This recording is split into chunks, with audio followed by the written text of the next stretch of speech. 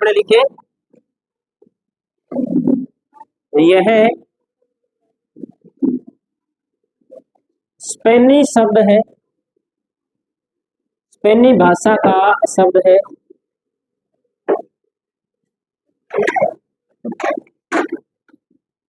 स्पेनी भाषा का शब्द है जिसका अर्थ है, जिसका अर्थ है लिटिल बॉय, या इसे एक नाम दिया जाता है चाइल्ड क्राइस्ट।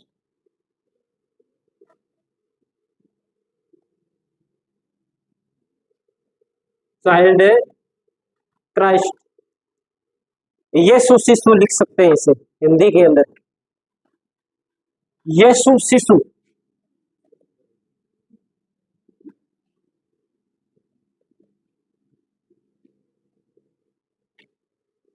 क्रिसमस क्या होता है?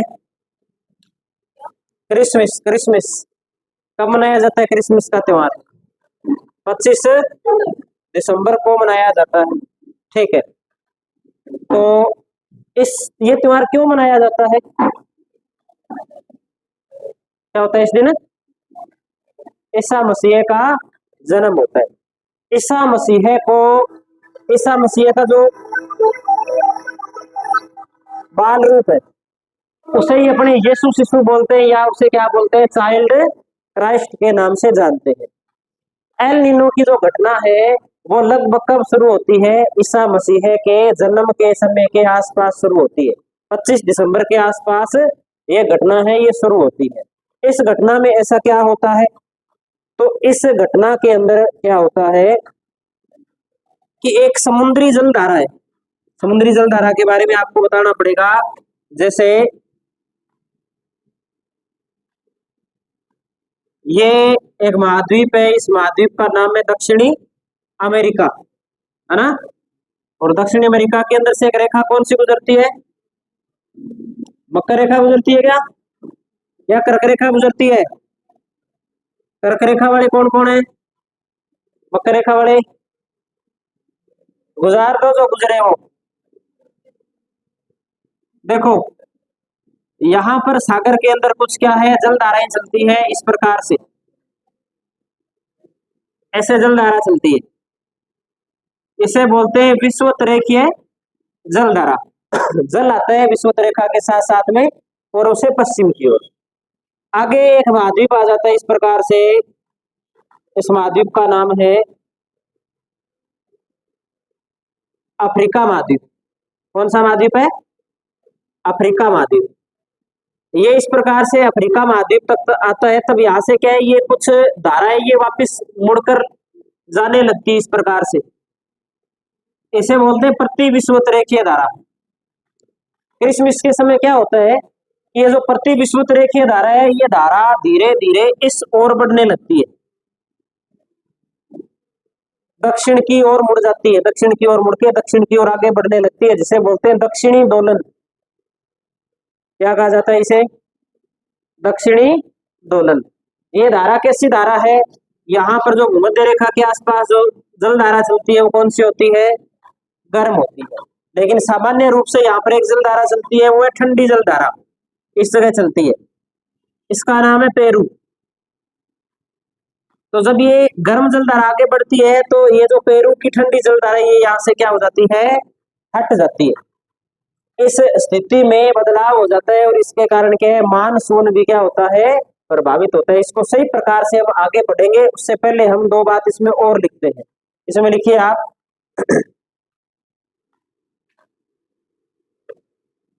इसमें लिखिए एल नीनो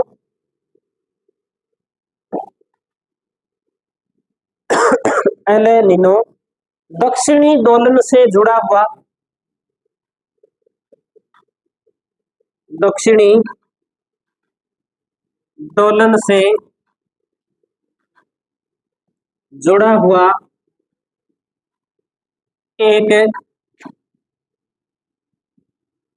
लक्षण है, एल निनो दक्षिणी दोलन से जुड़ा हुआ एक लक्षण है। अगली लाइन में लिखेंगे यह गर्म समुद्री जल धारा है। यह गर्म समुद्री जल धारा है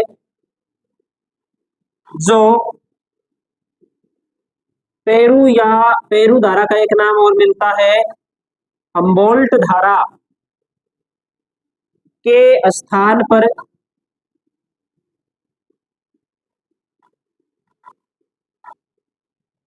पेरू या हम्बोल्ट की धारा कैसी है? ठंडी धारा है। ये स्थान पर विकसित होता है, विकसित होता है।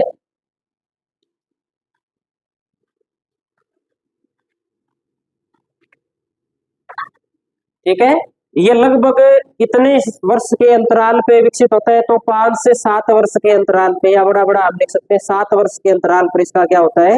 विकास होता है। तो एक बात और लिखेंगे हम कि हम्बोल्ट धारा का विकास, हम्बोल्ट नहीं, एल नीनो धारा का विकास लगभग 7 वर्ष के अंतराल पर होता है।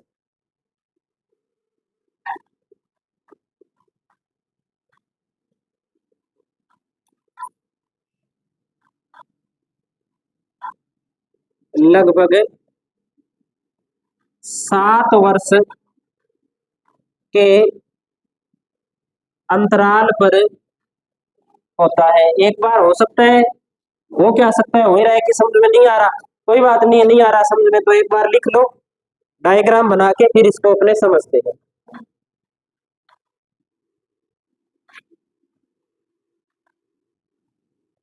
अब अगर आपसे पूछे कि एल नीनो क्या है, तो एल नीनो क्या है? प्रति विषुवत रेखीय धारा जब दक्षिण की ओर बढ़ जाती है, उसका दक्षिणी दोलन हो जाता है, उसे क्या बोलते हैं? एल नीनो बोलते हैं। ये लिख लीजिए, फिर इसके बाद में एक डायग्राम बना के इसे समझ लेते हैं।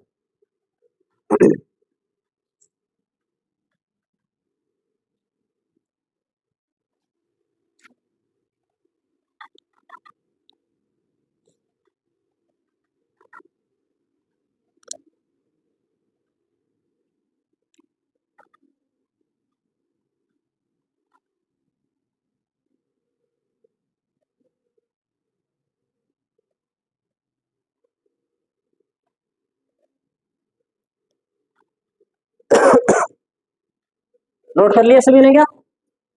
अगली बात लिखिए इसमें,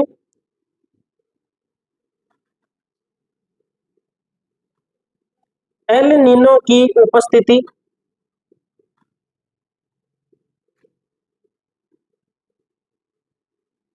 एल नीनो की उपस्थिति समुद्र के तापमान को, समुद्र के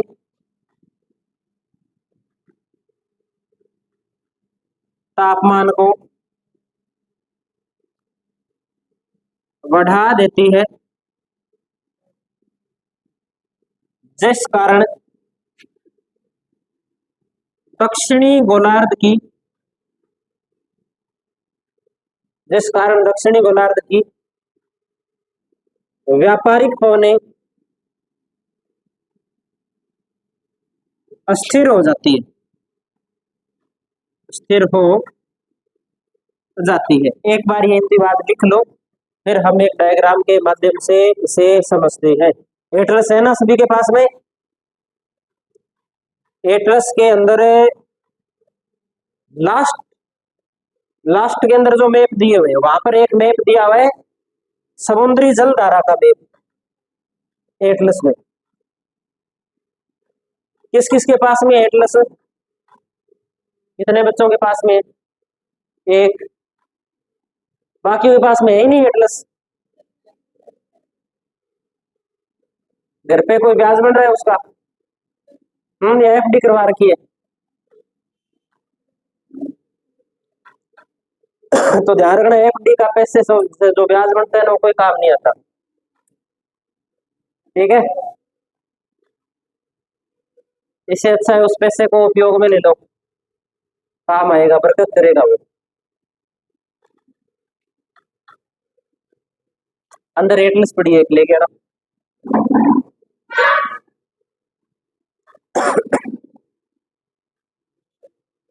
एटलस लेके किस लिए है? मैं तो जब क्लास लेता हूँ तब एटलस दिन में एक बार तो कम से कम खुलाता ही हूँ। एटलस साथ में रखनी है भाई। सारा काम एटलस का ही है, ऐसे क्या समझ में आए? आधे बच्चों को ये नहीं पता दक्षिण अमेरिका का है। हम्म सामने अलमारी के अंदर पड़ी है।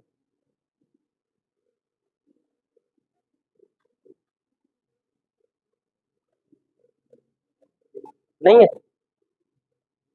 और कहीं रख दिया? जानते हैं।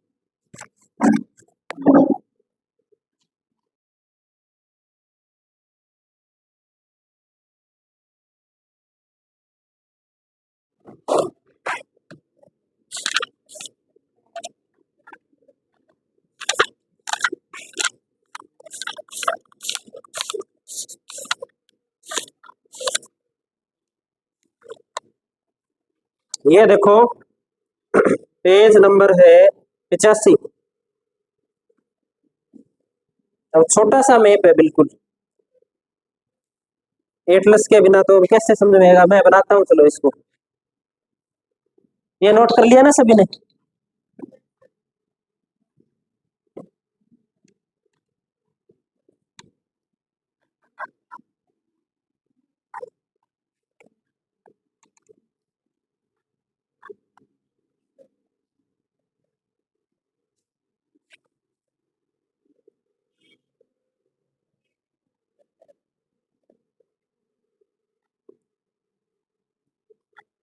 अपने जितनी चीज समझनी है उतना ही बनाते हैं अपने। ये महाद्वीप है, इस महाद्वीप का नाम है अफ्रीका।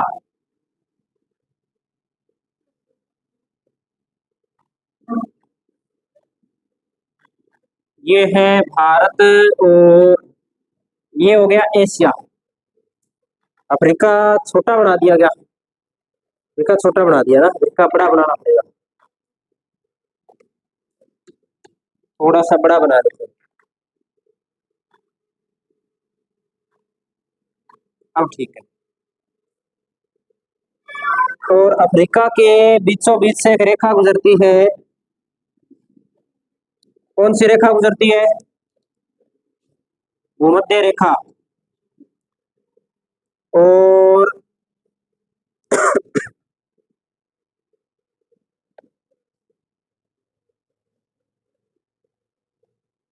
यहाँ ये महाद्वीप है। एक और बनाना पड़ेगा ना, ऐसे करते हैं, सारा ही बनाते हैं फिर मैप, फिर समझते हैं इसको।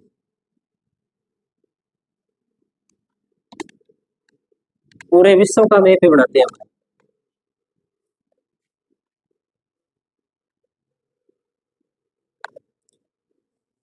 अपने मैप थोड़ा अलग प्रकार से बनाते हैं।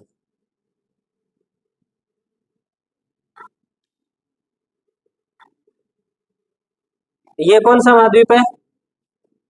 अफ्रीका। और ये है भारत। भारत थोड़ा छोटा बनाते हैं। और ये इस प्रकार से हो गया एशिया। यहाँ है कौन सा? ऑस्ट्रेलिया है क्या यहाँ पे? ये बना दिया ऑस्ट्रेलिया। यहाँ कौन सा महाद्वीप हो गया भाई? ये तो हो गया उत्तरी अमेरिका। और ये कौन सा हो गया? दक्षिणी अमेरिका। ठीक है।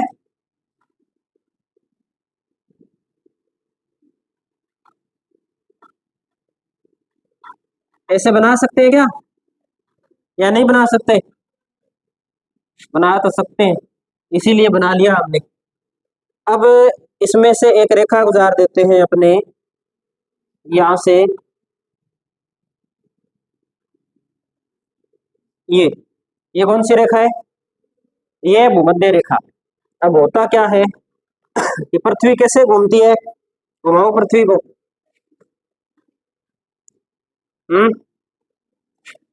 पृथ्वी यहां से ऐसे की ओर घूमेगी क्या, है ना। अब तो पृथ्वी यहां से ऐसे की ओर घूमेगी तो क्या जल उसके साथ घूमेगा, नहीं घूमेगा। जब पृथ्वी ऐसे घूमेगी ना तब जल किधर गति करेगा, भूमध्य रेखा के सारे सारे इस प्रकार से गति करेगा, दोनों तरफ, उत्तरी गोलार्ध में भी और दक्षिणी गोलार्ध में भी। लेकिन कुछ जल क्या होगा, कुछ जल यहां से टकरा करके मुड़ करके आ जाएगा, वापिस जाएगा। जो जल मुड़ करके वापिस जाएगा उसे बोलते हैं प्रति विषुवत रेखीय जल। गर्म है तो इसे बोलते हैं गर्म जल धारा। ठीक है, पानी का सागरों के अंदर जो पानी है वो लहर के रूप में जब बहने लगता है तो उसे क्या बोलते हैं, जल धारा के नाम से जानते हैं।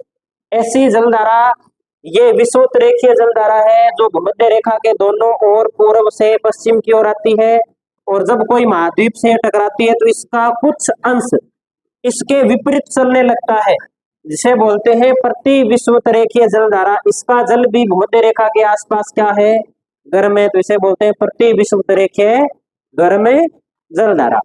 अब अगली बात क्या देखनी है हमें, अगली बात हमें देखनी है कि दक्षिणी अमेरिका का जो पश्चिम तट है, इस पश्चिमी तट के सारे सारे यहाँ पर एक ठंडी जलधारा चलती है, जिसे किस नाम से जानते हैं, पेरू या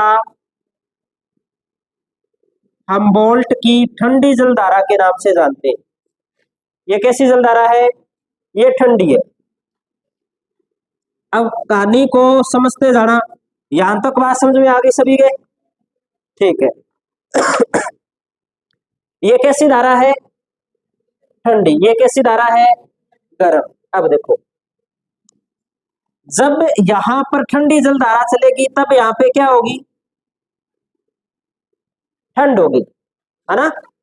जब यहां पर ठंड होगी तब तापमान क्या होगा,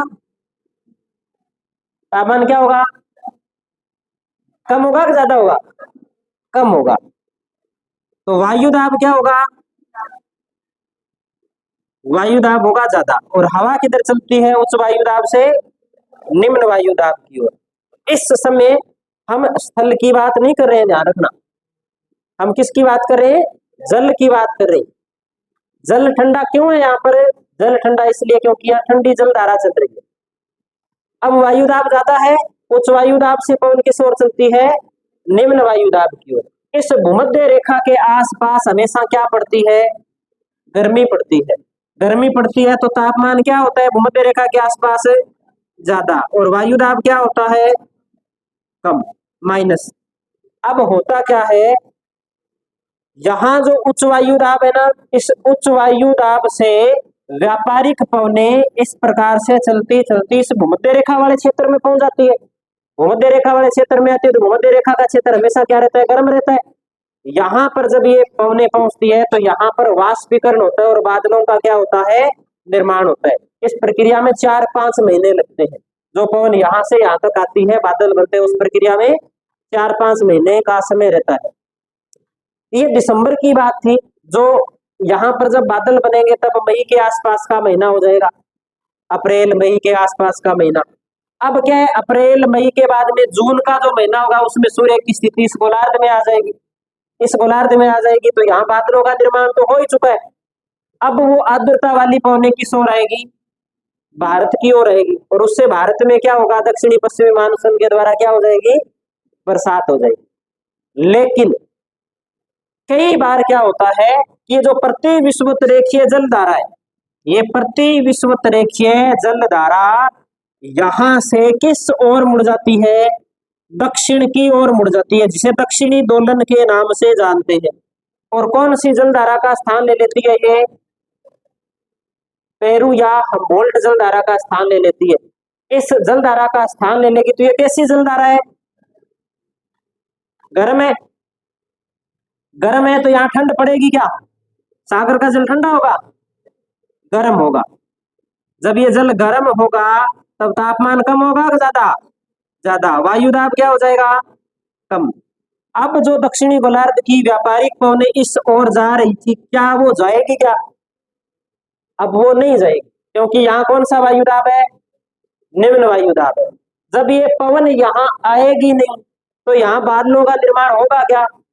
नहीं होगा। जब यहाँ बादलों का निर्माण ही नहीं होगा तो हमारे बरसात होगी क्या? नहीं होगी। ये प्रभाव क्या कहलाता है? अल नीनो कहलाता है। और इसके विपरीत जो स्थिति है वो ला नीनो कहलाती है। इतनी सी कहानी है इसमें। किस किस के समझ में नहीं आई बात? बताएंगे, वापिस बताएंगे, वैसे ही समझाना है, एक बार बता दो भी हमारे समझ में नहीं आई ये बात तो हम दोबारा समझ लेते हैं इसको। सारों के समझ में आ गई बात? और किसके समझ में नहीं आई? एक तो अनुष्का के समझ में नहीं आई बात। आधी समझ में आई, आधी नहीं आई, कोई बात नहीं, दोबारा देख लेंगे अपने। अब अपने जो काम करेंगे वो आपको बनाना भी है, ठीक है, साथ साथ में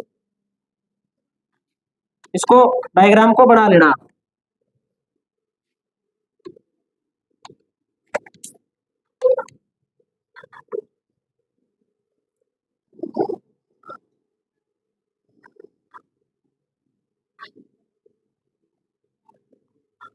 हेडिंग लगा देना, आप ये डायग्राम बनाओ तब।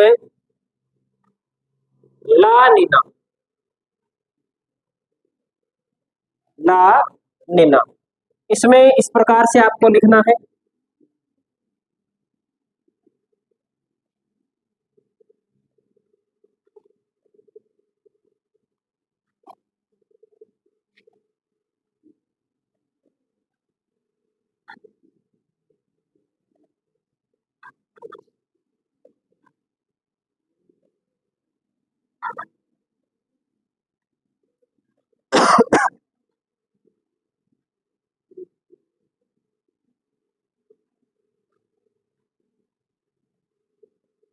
विषुवत रेखीय गर्म जल धारा,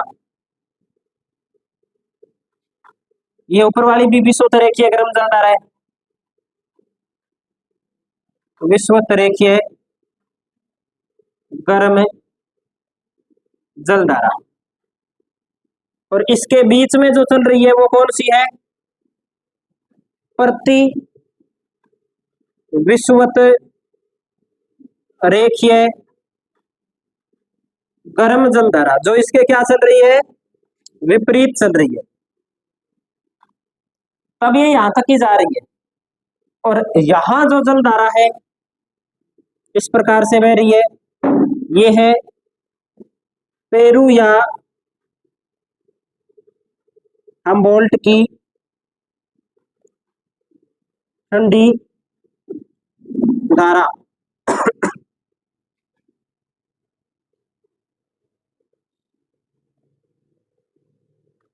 ये है व्यापारिक पवन, इस प्रकार से चल रही है, और यहां पर आ रही है इस प्रकार से आगे बढ़ती हुई। तब यहाँ पे क्या हो रहा है? बादलों का निर्माण हो रहा है, और यहाँ पर बादलों का निर्माण होने के बाद में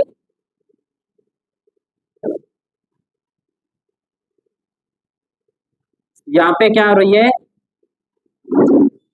अधिक वर्षा, ऐसा लिख सकते हैं अपने।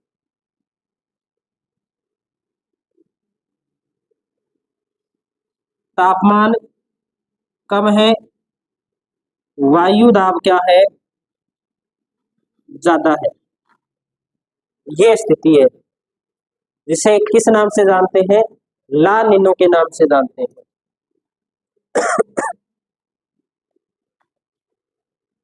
वो मोहित आया नहीं क्या? प्रश्न आया था उसके, ये अल निनो वाला आया था क्या फर्स्ट ईयर के अंदर भूगोल वाले पेपर में? वही है सारा जो क्लास में करवा रखा है। हालांकि आपको मैंने भौतिक भूगोल पढ़ाई नहीं है। जेट स्ट्रीम आई है, पेटियां आई है, सारा कुछ ना, सारा कुछ आपको मैंने बता रखा है। पिछले 20 एक दिनों में करवाया है ना 20 क्लासों के अंदर, वो सारा पेपर में आ गया। और अगर जो ये क्लास लगा के गए अपने वाली और जो पेपर का नहीं पढ़ के गया उसके पेपर में अच्छे नंबर आने वाले हैं। ठीक है। और साथ में उन्होंने भौतिक भूगोल नहीं पढ़ी है, भारत का भूगोल पढ़ के गए हैं वो। भौतिक भूगोल के बारे में अपने बेसिक बेसिक बात पढ़ी है जो बीच बीच में अपने सब्जेक्ट के अंदर आई है, वही पेपर में बेसिक बेसिक बात पूछ ली वहां पे।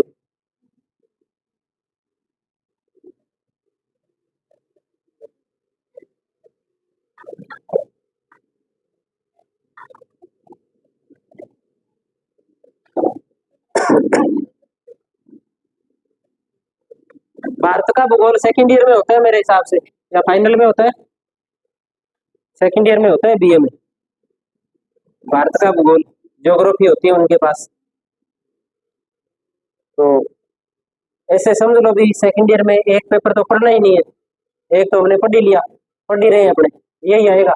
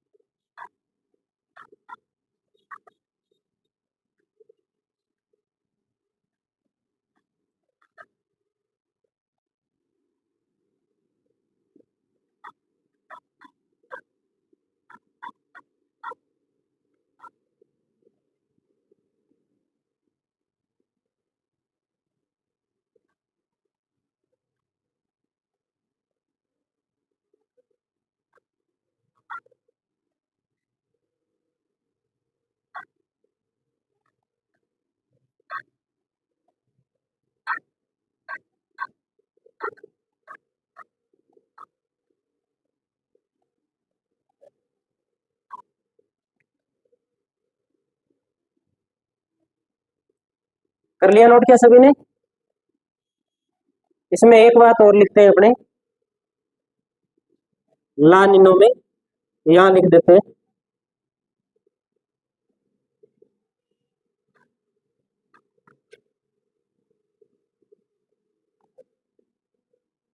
पेरू तट का तापमान सामान्य से कम, ठंडी जलधारा है यहाँ पे, तो तापमान क्या होगा? कम होगा।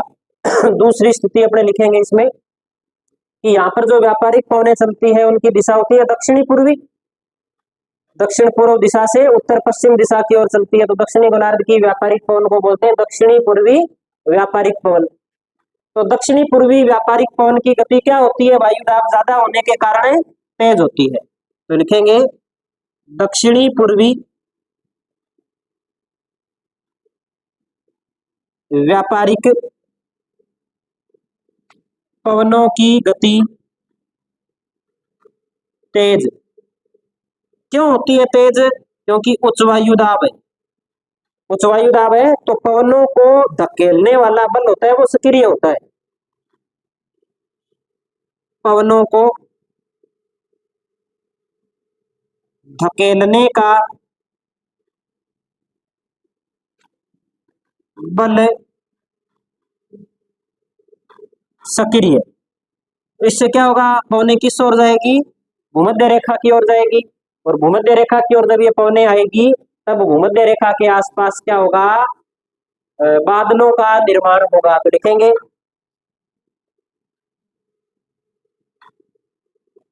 भूमध्य रेखा के पास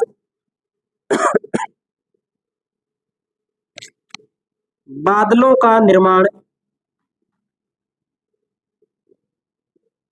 बादलों का निर्माण, या हम ऐसे कह सकते हैं कि वाष्पीकरण यहाँ पे ज्यादा होता है। और इससे क्या होगा, इससे होगा भारतीय मानसून मजबूत होगा। अगली लाइन लिखेंगे भारतीय मानसून मजबूत व अधिक वर्षा। ये विशेषताएं पूछ ली जाती है ला निनो की। इसका बिल्कुल उल्टा क्या हो जाएगा, अल निनो हो जाएगा। अब अल निनो पढ़ लेंगे हम। तो कई बार प्रश्न आता है कि ला निनो भारतीय मानसून के लिए अच्छी खबर है या बुरी खबर है, तो क्या है, अच्छी है कि बुरी है, अच्छी खबर है। तो नहीं पढ़ा होगा तो अब की बार तो ला निनो आ गया, आपकी बार बरसात नहीं होगी, पढ़ा ही नहीं, पता ही नहीं है कि ला निनो अल निनो होता क्या है, नाम ही सुना है। अल निनो का भी प्रश्न नहीं है क्या पेपर में कोई छोटा मोटा है? नहीं है तो आ जाएगा। अल निनो का आ गया पिछली बार, तो की बार ला निनो का आ जाएगा।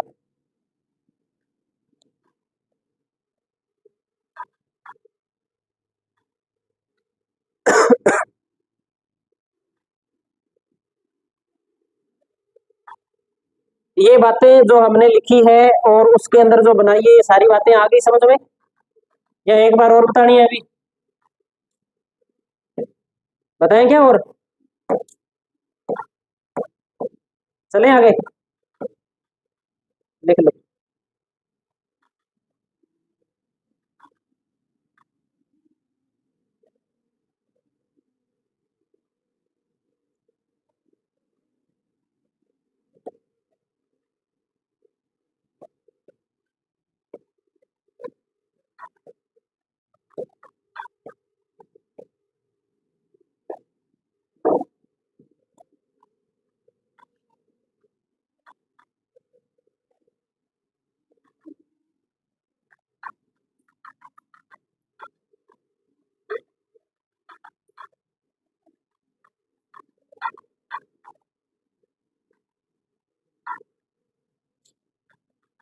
अगली हेडिंग लगाइए आप, अल निनो।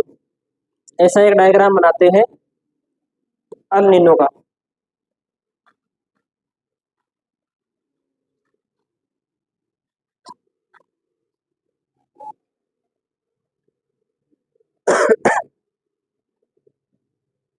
ज्यादा कुछ अंतर नहीं है इसमें और उसमें।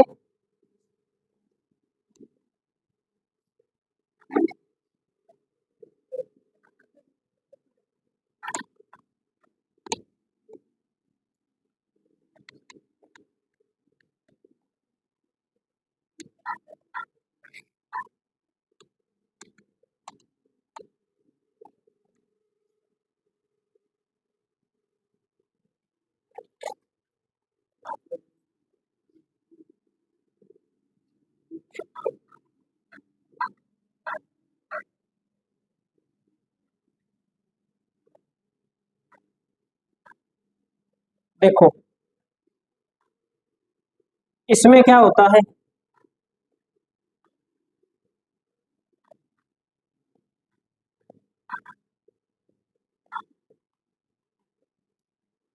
ये जो प्रति विषुवत रेखीय धारा है, ये कौन सी धारा है, प्रति विषुवत रेखीय।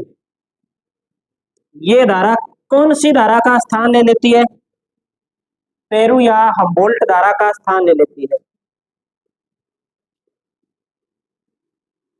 इसे ही क्या बोलते हैं, अल नीनो धारा बोलते हैं। कैसी जल धारा है, गर्म। यहाँ गर्म जल धारा है तो तापमान क्या हो जाएगा, अधिक।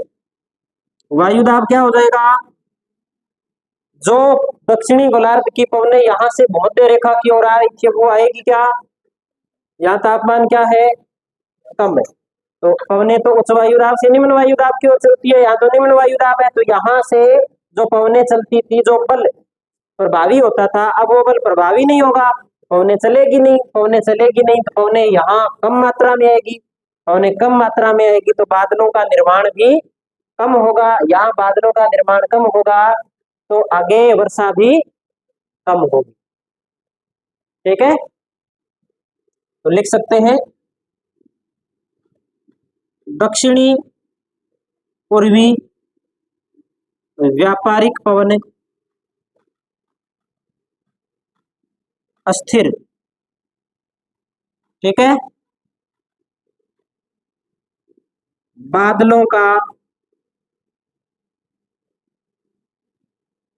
कम निर्माण, और यहां पे लिखेंगे वर्षा में कमी।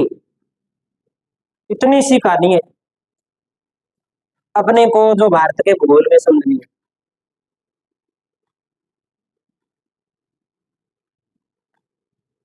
रट्टा लगाकर याद नहीं रख सकते, समझकर इसे याद कर सकते हैं, और इतना याद रहेगा अगर एक बार समझ लिया तो कि आप बूढ़े हो जाओगे, अपने पड़पोतों को बताओगे आप कि एल नीनो ला नीनो क्या होता है।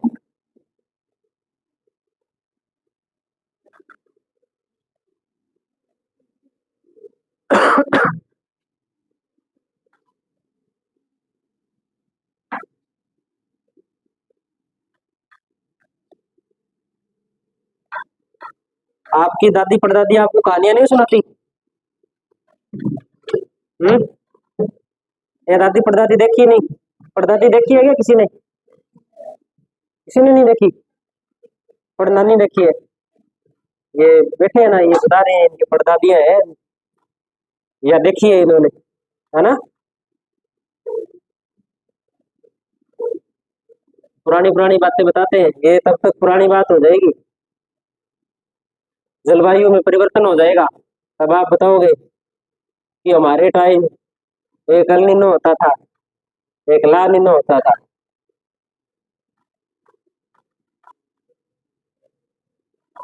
अकाल पड़े हैं ना जितने भी भारत के अंदर, सपनी अकाल पड़े, कोई और अकाल पड़े, उन अकालों के पीछे एक ही कारण रहा है प्रमुख रूप से, वो कारण है एल नीनो। इसके बारे में अभी और खोज जारी है, लेकिन हमें जो बात पूछी जाती है वो इतनी पूछी जाती है, तो इसमें भी लिख लेते हैं थोड़ा सा।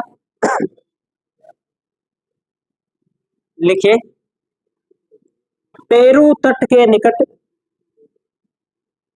ये एल नीनो है, ध्यान,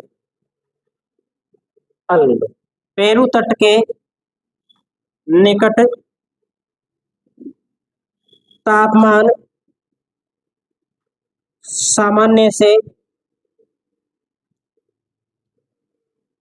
अधिक होना।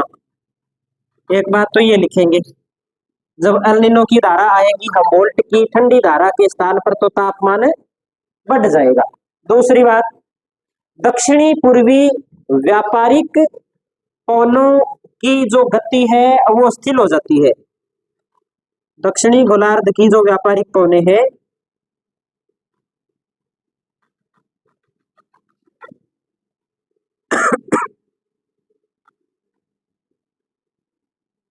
स्थिर हो जाती है। कारण क्या है कि पहले जो बल पवनों को आगे भेजने का काम कर रहा था वो अब पवनों को वापस खींचने का काम करेगा, क्योंकि वायु दाब क्या है, कम है। तो अगला पॉइंट लिखेंगे, पवनों को अपनी ओर, पवनों को अपनी ओर खींचने वाला बल का प्रभावी होना। जब पवनें यहां से जा ही नहीं पाएगी भूमध्य रेखा की ओर, तब क्या होगा, बादलों का निर्माण नहीं होगा। तो लिखेंगे, भूमध्य रेखा के निकट, भूमध्य रेखा के निकट बादलों का निर्माण न होना। और जब बादलों का निर्माण नहीं होगा तो बिना बादल तो बरसात कोई किस्मत से ही होती है, बाकी होती नहीं है बिना बादल के बरसात। तो लास्ट पॉइंट लिख देंगे भारतीय मानसून का कमजोर होना। भारतीय मानसून का कमजोर होना, एक ये लिख दो।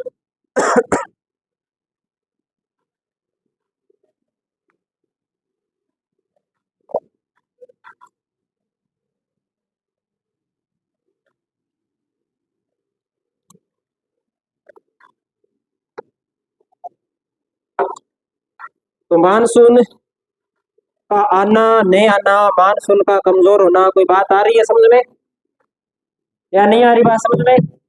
कोई बात समझ में नहीं आए तो पूछ लेना।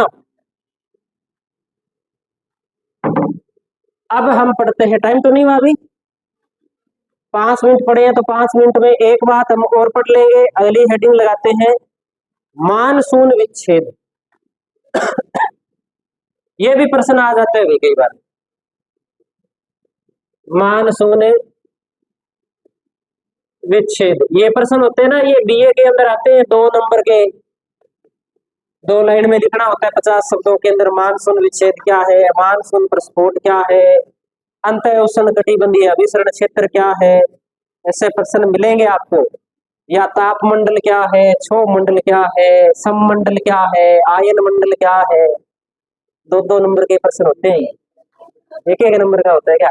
1 नंबर का होगा तो 1 लाइन में बताना है, 2 लाइन में बताना है, 50 शब्दों में। हाँ, पैटर्न चेंज हो गया। पहले हमारे तो सीधा ही पेपर होता था, 5 प्रश्न आते थे, हमने बीए की थी तब। 5 प्रश्न, 5 प्रश्न के 2 भाग होते थे। एक प्रश्न 20 नंबर का होता था, उसके अंदर 2 पार्ट होते थे। बड़े वाला प्रश्न होता था वो 16 नंबर का, और छोटे वाला प्रश्न है वो 4 नंबर का। इतनी सी कहानी होती है, नंबर 2 नंबर वाले प्रश्न होते ही नहीं थे। तो टारगेट होता था कि 38 पेज की कॉपी है, भर के आनी है ना। तो टारगेट पूरा भी होता था।